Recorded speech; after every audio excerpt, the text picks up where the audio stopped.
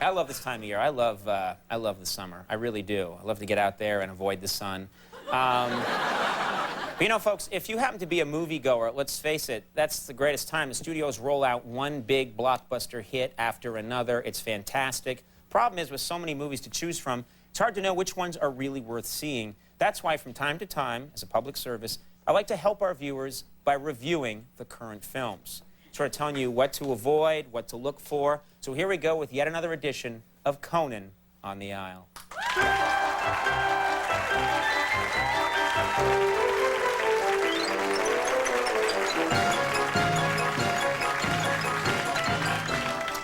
All right, folks, I think this will be helpful. Our first feature tonight is Men in Black 2. All right, it's the sequel to the smash hit that earned over $600 million worldwide. But it's pretty obvious that everyone's just in it for the money this time. I'm sorry to say it. The script is bad, the acting is flat, even the special effects, which were so amazing last time, they're just pathetic this time around. These people weren't even trying. Take a look at this scene where Will Smith is dropping his new girlfriend off to stay with his alien worm friends. All right? Now, in the first movie, I gotta say, these alien worms looked very, very cool. This time around, the filmmakers just didn't seem to care. Take a look. My communicator, in case you need it.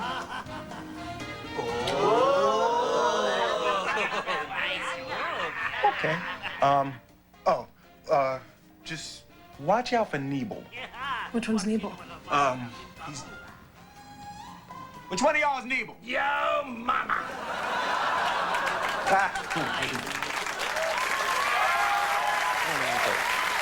bad.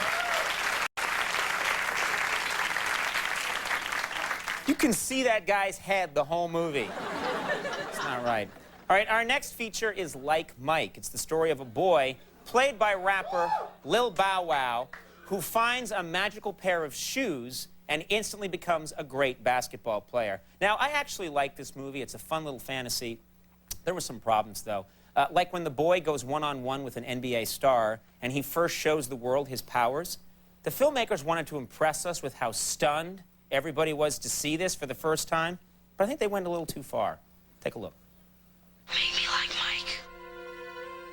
Good luck to you, all right? All right. It's my gym, baby.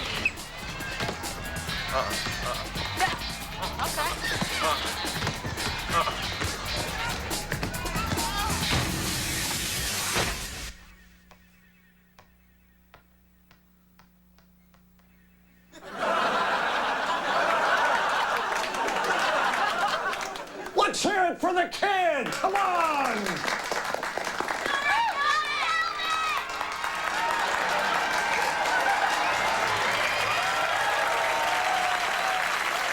Get it, you know? It's not right. All right, our next feature is Road to Perdition. It's the 1930s Irish gangster movie starring Tom Hanks. And of all the movies playing right now, I gotta say, this is by far the best one. If I had any complaints at all, it would be for historical inaccuracies. Like the scene in the diner where Tom Hanks and his son have gone after robbing a bank. If you watch carefully, you'll see something that just couldn't have happened in the 1930s. Take a look. So what brings you guys to the middle of nowhere? Bank robbers? We're just passing through.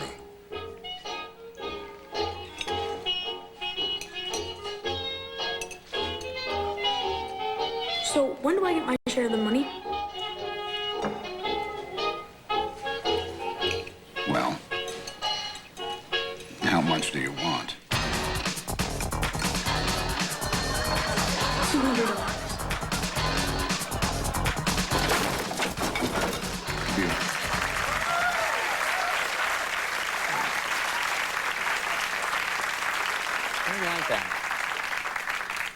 All right, our next feature is Happy Times. It's a new movie from China about a man trying to help a young blind woman change her life. Now, the film is totally unlike your typical Hollywood blockbuster. And the filmmakers are aware of this. In fact, I think the filmmakers are so aware that they hurt the picture.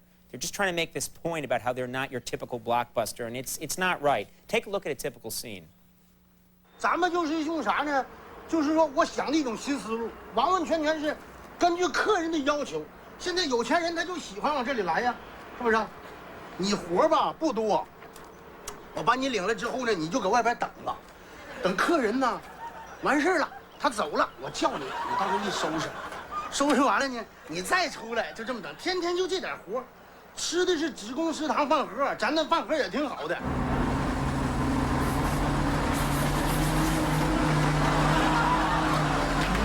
先等会儿啊，是不是这点丢走了呢？是你整对，谁告诉的？领导安排的。这地方要干啥呀？搞绿化，种花种草。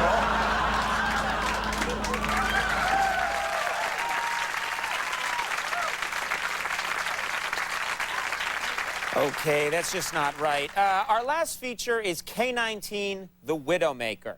It's the true story of a near disaster involving Russia's first nuclear-powered submarine. And it stars Harrison Ford and Liam Neeson as two combative Russian submarine officers. The action, folks, is incredible. You can really feel what the men on the sub are going through. The problem, though, is Harrison Ford's accent. Don't get me wrong, he's a great actor, but the guy can't seem to nail down that Russian accent. All right, here, take a look at this scene where Liam Neeson is criticizing him for one of his decisions. Ford's accent, it's all over the place. You needlessly endangered this boat and its crew. 200 million Soviet citizens are depending on us, Captain Vostrikov, to save them from nuclear attack. You risk them as well. I took this boat and these men to the edge because we need to know where it is. These 120 men are a crew now because they achieved something together that they did not think they could do.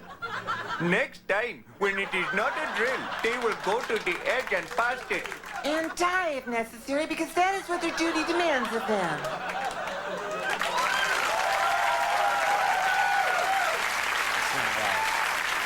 All right, everybody, you get the idea. We're taking it. When we come back, Martin Lawrence is here. We'll see you in a second.